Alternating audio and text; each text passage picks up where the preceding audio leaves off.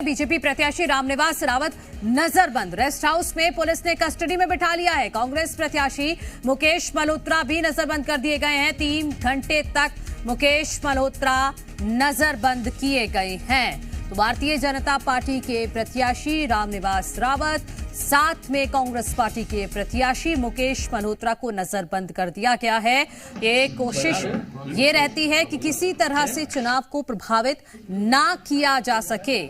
इसी वजह से रेस्ट हाउस में पुलिस ने रामनिवास रावत को कस्टडी में बिठाया हुआ है।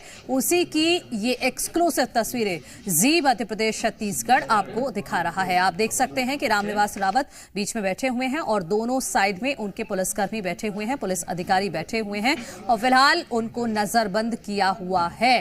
कांग्रेस के प्रत्याशी मुकेश मल्होत्रा को भी करीब 3 घंटे तक नजरबंद रखा जाएगा और ये इसलिए भी किया जाता है कि किसी तरह से चुनाव शुरुआती दौर में प्रभावित ना हो, इसीलिए प्रत्याशियों को नजरबंद यहां पर किया गया है। उसी की एक्सक्लूसिव तस्वीरें जी मध्य प्रदेश छत्तीसगढ़ आपको दिखा रहा है। रामनिवास रावत जो भारतीय जनता पार्टी के प्रत्याशी हैं, विजयपुर से अब तक कांग्रेस पार्टी से विधायक बनते आ रहे थे और अब भारतीय जनता पार्टी की टिकट पर इस बार चुनावी मैदान में है। इन्होंने पाला बदला और अब बीजेपी की तरफ से प्रत्याशी हैं और इसी वजह से रामनिवास रावत के साथ साथ जो उनके प्रतिद्वंदी हैं मुकेश मल्होत्रा, उनको भी नजरबंद किया गया है। तो आपको ये भी बता दें कि विजयपुर विधानसभा सीट पर जो आदिवासी बहुल सीट है, यहां पर 1952 में पहला विधानसभा चुनाव हुआ था जब कांग्रेस के बाल मुकुंद ने यहां से अपना पहला चुनाव जीता था। अभी तक 14 बार चुनाव हो चुके हैं, 8 बार कांग्रेस तो 4 बार भारतीय जनता पार्टी ने यहां से जीत हासिल की है। इसीलिए भी ये मुकाबला यहां पर रोचक हो जाता है। और इससे पहले आपको बता दें कि मुकेश मल्होत्रा जो कांग्रेस पार्टी के प्रत्याशी हैं, उन्हें भी 3 घंटे तक नजरबंद रखा गया था और अब रामनिवास रावत जो भारतीय जनता पार्टी के प्रत्याशी हैं, उनको नजरबंद किया गया है। रेस्ट हाउस में पुलिस ने कस्टडी में उन्हें अभी फिलहाल बिठाया हुआ है।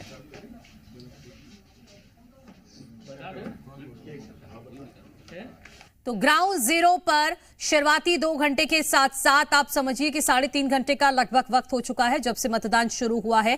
क्या तस्वीरें निकलकर सामने आ रही हैं, हमारे तमाम सहयोगी आपको दिखाएंगे और बताएंगे। हमारे साथ राजेश जुड़ गए हैं रायपुर दक्षिण विधानसभा सीट का हाल बताने के लिए, साथ साथ दिनेश नागर हमारे साथ जुड़ गए हैं बुधनी से और करतार हमारे साथ विजयपुर से जुड़ गए हैं। राजेश, पहले आप तस्वीरों के माध्यम से दिखाइएगा क्योंकि लाइनें तो बहुत लंबी लंबी लग रही हैं, लेकिन शुरुआती 2 घंटे का जो आंकड़ा है वो 8% के आसपास ही आया है। बिल्कुल मनु, निश्चित तौर पे क्योंकि हम जिस इलाकों पे गए थे वहां लंबी कतारें हमने देखी है और कयास ये लगाए जा रहे हैं कि संभवतः 11 बजे तक जो वोट प्रतिशत का आंकड़ा है वो बढ़ सकता है। हालांकि अभी 8.23% मतदान सुबह 7 बजे से लेके सुबह के 9 बजे तक दर्ज की गई है। और देखिए, मैं जिस जगह पे मौजूद हूँ यह महाराणा प्रताप स्कूल है और यहाँ चूंकि दक्षिण से जो बीजेपी के जो प्रत्याशी हैं वो यहाँ पे मतदान के लिए पहुंचेंगे और कई ऐसे मतदाता हैं जो अपना वोट डाल के यहाँ से अब जा भी रहे हैं। आपने क्या सोच के आपने मत किया? मत देना तो जरूरी है ना, ये तो हमारा हक है।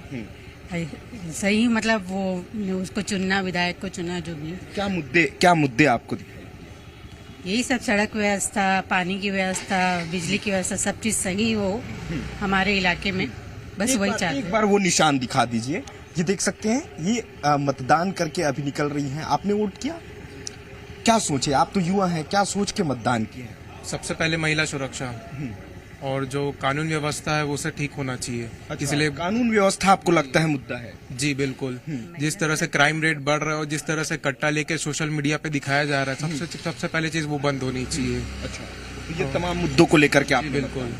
उसके लिए जो हमने देखा भी, जो 12 साल बाद जो एक एनकाउंटर हुआ, उसके हिसाब से देखते हुए बीजेपी को जरूर आना चाहिए। ठीक, तो ये अपने हिसाब से ये मतदान कर चुके हैं। महिला सुरक्षा की बात हो रही है, क्या लगता है आपको वास्तव में महिलाएं असुरक्षित महसूस? बिल्कुल असुरक्षित है। मतलब अब तो डर लगने लग गया है कि अपनी बच्चियों को बाहर भेजे नहीं भेजे, सोच समझ के कोई चीज को करना चाहिए।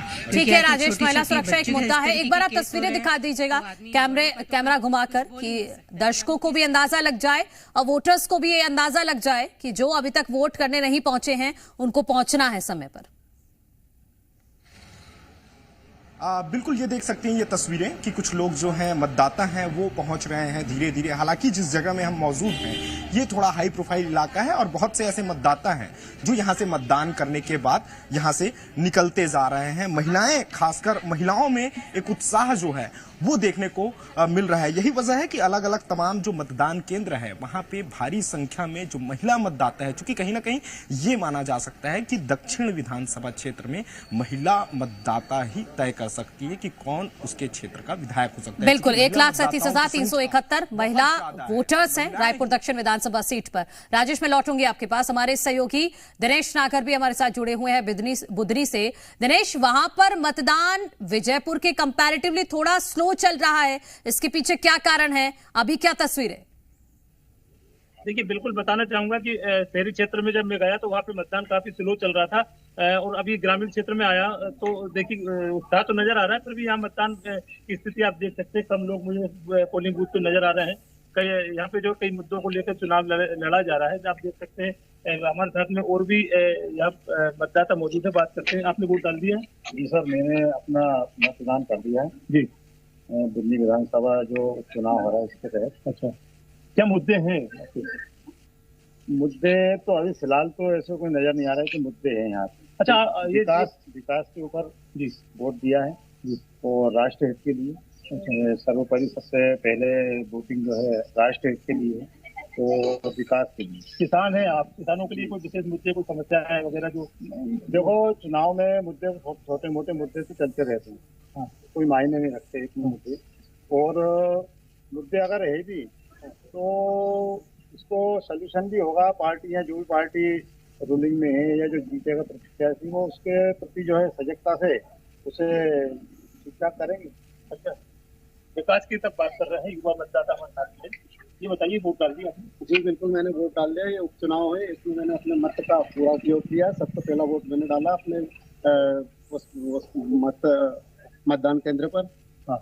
और मैंने जो वोट डाला है, जो कि 20 साल की भाजपा की सरकार और पूर्व की सरकारों के जो कार्यकलाप थे और जो विकास के मुद्दे उन्हीं पर डाला है। जैसे कि आज किसान बहुत परेशान है, खाद देखिए, मैं एक मिनट में बोलिए।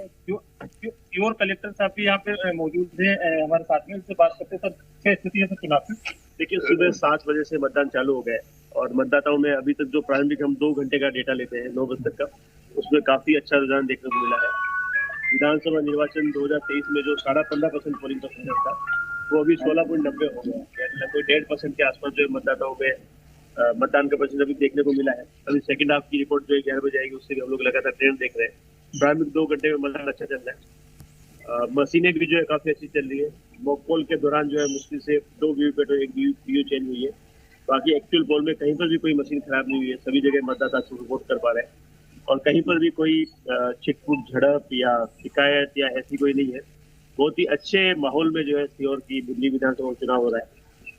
ठीक है दिनेश, तो अच्छे से चुनाव करवाया जा रहा है, किसी तरह की कोई दिक्कत अभी तक, ना टेक्निकल कोई दिक्कत आई है और ना ही कोई झड़प की खबर है, तो ठीक ठाक मतदान यहां बुधनी में चल रहा है। विजयपुर की क्या स्थिति है वो समझते हैं। करतार, आपसे आप बताइएगा, क्योंकि 17% के आसपास है यहां का आंकड़ा शुरुआती 2 घंटे का, इसको कैसे देखा जाए? ठीक है और आने वाले वक्त में बढ़ेगा? देखिए, निश्चित तौर पर मनु, अभी आने वाले वक्त में जो मतदान का प्रतिशत है बढ़ेगा, क्योंकि यहाँ ग्रामीण अंचलों में मतदाता है वो एकदम से एकजुट है और उनका जिस तरीके से लगातार प्रशासन द्वारा अपील की गई और हम लोग भी अपील कर रहे हैं कि मतदाता वोट डालने पहुंचे हैं, तो वोटर की स्थिति ऐसी है, धीरे धीरे करके वोटर निकल रहा है और अच्छी तस्वीरें देखने को मिल रही हैं। 17% मतदान 2 घंटे में हुआ है, 3 घंटा हो गया मतदान होते होते, लेकिन यहाँ एक नई तस्वीर देखने को मिली कि सबसे पहले यहाँ जो कांग्रेस प्रत्याशी हैं मुकेश मल्होत्रा, उनको ठीक 7 बजे नजरबंद कर दिया जाता है। उसके बाद उसकी पत्नी द्वारा आरोप लगाया जाता है कि बीजेपी के दबाव में प्रशासन काम कर रहा है और उनके पति को पुलिस से कस्टडी में रखा गया है। उसके बाद में 3 घंटे बाद में जो बीजेपी प्रत्याशी है रामनिवास रावत, वन मंत्री है मध्य प्रदेश सरकार के, उनको रेस्ट हाउस विजयपुर में अभी अभी ठीक 15 मिनट पहले उनको नजरबंद यहाँ किया है, पुलिस कस्टडी में उनको यहाँ रखा गया है। क्योंकि एहतियातन ऐसा देखने को मिला है कि अक्सर ऐसा होता है कि जो प्रत्याशी इलाके में होती हैं तो उनको कहीं ना कहीं विवाद की स्थितियां क्रिएट होती हैं। प्रशासन ने एहतियातन दोनों ही प्रत्याशियों को नजरबंद यहाँ किया है। ये सबसे बड़ी खबर है कि दोनों ही प्रत्याशी पुलिस कस्टडी में हैं। जब तक मतदान होगा शाम तक, तब तक वो पुलिस कस्टडी में यहाँ रहेंगे और यहाँ से वो अपने चुनाव का संचालन मतलब शाम तक उन्हें इस तरह से नजरबंद रखा जाएगा दोनों ही प्रत्याशी को? निश्चित तौर पर शाम तक इन दोनों ही प्रत्याशियों को, जब तक मतदान नहीं हो जाता तब तक दोनों ही प्रत्याशी नजरबंद रहेंगे।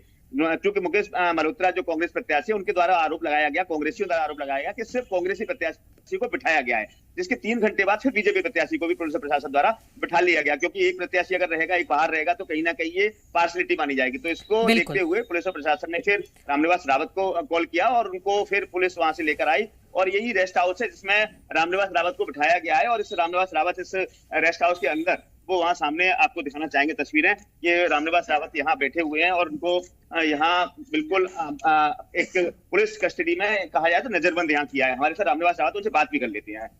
सर, आपको अभी यहाँ बिठाया गया है, तो आपका क्या कहना है, किस तरीके से मतदाताओं से अपील करना चाहेंगे आप?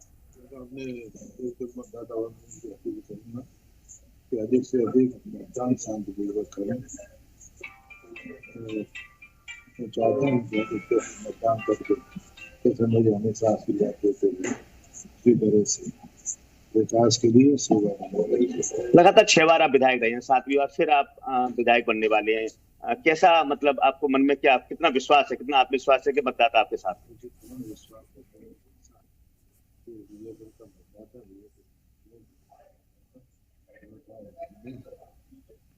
और सब मेरे साथ, विजयपुर पूरा क्षेत्र मेरे लिए घर पर। यहाँ आपको बिठाया गया तो कोई दिक्कत परेशानी के यहाँ क्यों बिठाया गया पुलिस द्वारा? ये तो पुलिस ही देता है। बड़ा आसानी से आप यहाँ बैठे हैं और कांग्रेसी भी आरोप लगा रहे हैं तमाम कि बीजेपी कहीं ना कहीं प्रशासन का सहयोग, मतलब प्रशासन मदद कर रहा है बीजेपी का।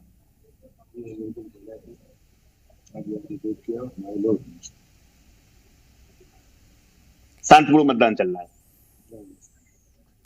देखिए रामनिवास रावत जो कि रेस्ट हाउस विजयपुर में यहाँ बैठे हुए हैं और ठीक है, बात पूरी कर लीजिए। ठीक है, मैं लौटूंगी आपके पास। सत्य प्रकाश हमारे सहयोगी ग्राउंड जीरो पर मौजूद है, उनके पास कोई बड़ी खबर है। सत्य प्रकाश। भारतीय जनता पार्टी के प्रत्याशी और अभी पूजा कर रहे हैं अपने ही घर में, अभी पूजा कर रहे हैं, पूजा पाठ कर रहे हैं और पूजा पाठ करने के बाद फिर सीधे रवाना होंगे मतदान केंद्र के लिए। भारतीय जनता पार्टी ने पहले टिकट दिया था तो सांसद बने थे, 2 बार महापौर बने थे और इस बार भारतीय जनता पार्टी ने विधानसभा चुनाव के लिए टिकट दिया है। अब देखना ये होगा कि मतदाता जो है उसके मन में क्या है, वो किस तरह से अपने मताधिकार का प्रयोग करता है, तो किस प्रत्याशी पे भरोसा जताता है। लेकिन भाजपा ने भरोसा जता के फिर से सुनील सोनी को रायपुर दक्षिण विधानसभा सीट से टिकट दिया है। तो ये सुनील सोनी हैं और सुनील सोनी अभी पूजा कर रहे हैं और अभी पूजा करने के बाद सीधे वो रवाना होंगे मतदान केंद्र के लिए। महाराणा प्रताप स्कूल जो है वहाँ पे गोल बाजार स्थित वहाँ पे मतदान केंद्र है जहाँ सुनील सोनी मतदान करते हैं और वहाँ के लिए रवाना होंगे। तो ये पूजा पाठ कर रहे हैं और स्नान ध्यान के बाद और पूजा पाठ के बाद फिर वो निकलेंगे सुनील सोनी मतदान केंद्र के लिए। देखिए इस बार इसलिए ये मुकाबला बेहद दिलचस्प बताया जा रहा है, या राजनीतिक विश्लेषक जो मान रहे हैं कि एक तरफ युवा प्रत्याशी हैं कांग्रेस पार्टी से आकाश शर्मा, तो दूसरी तरफ अनुभवी सुनील सोनी हैं। अब ऐसे में अपने अपने मुद्दे हैं, अपनी अपनी बातें हैं, अपने अपने मुद्दों और बातों को लेकर दोनों ही प्रत्याशी, चूँकि मुख्य दल राजनीतिक दल छत्तीसगढ़ में भाजपा कांग्रेस है और मुकाबला भी जो माना जा रहा है वो इन्हीं मुख्य दलों के प्रत्याशियों के बीच माना जा रहा है। तो अपने अपने मुद्दे लेकर ये प्रत्याशी जनता के बीच गए हैं, जनता के बीच जाके इन्होंने वहाँ जाके अपनी बातें रखी हैं। भारतीय जनता पार्टी की बातें सुनील सोनी रखते नजर आए तो कांग्रेस पार्टी की बातें आकाश शर्मा नजर रखते आए। अब सुनील सोनी पूजा पाठ करके बैठे हैं और ध्यान मुद्रा में हैं और इसके बाद फिर थोड़ी ही देर में निकलेंगे अपने मताधिकार का उपयोग करने मतदान केंद्र तक। बिल्कुल सत्य प्रकाश, हम सीधी तस्वीरें अपने दर्शकों को दिखा रहे हैं। सुनील सोनी भारतीय जनता पार्टी के प्रत्याशी रायपुर दक्षिण विधानसभा सीट से इस वक्त पूजा अर्चना कर रहे हैं। और सत्य प्रकाश, जरूरत है आशीर्वाद की? देखिए आशीर्वाद की जरूरत तो होती है और जो धर्म को मानते हैं उन्हें तो अपनी धार्मिक आस्था पे, जिस भी ईश्वर पे जिन्हें विश्वास है उन पे विश्वास से रहता ही हैं और उस विश्वास के वो पात्र बनते हैं। कितना बनते हैं और किस हद तक बिल्कुल, और भगवान के ये आशीर्वाद के साथ साथ आज जरूरी है जनता का आशीर्वाद मिलना। भारतीय जनता पार्टी के प्रत्याशी सुनील सोनी को बहुत शुक्रिया सत्या, आपका तमाम जानकारी के लिए, ग्राउंड जीरो से तस्वीरें दिखाने के लिए। हमारे सहयोगी राजेश भी जुड़े थे, दिनेश नागर और करतार भी ग्राउंड जीरो से लगातार अपडेट दे रहे हैं बाय इलेक्शन से जुड़ी हुई।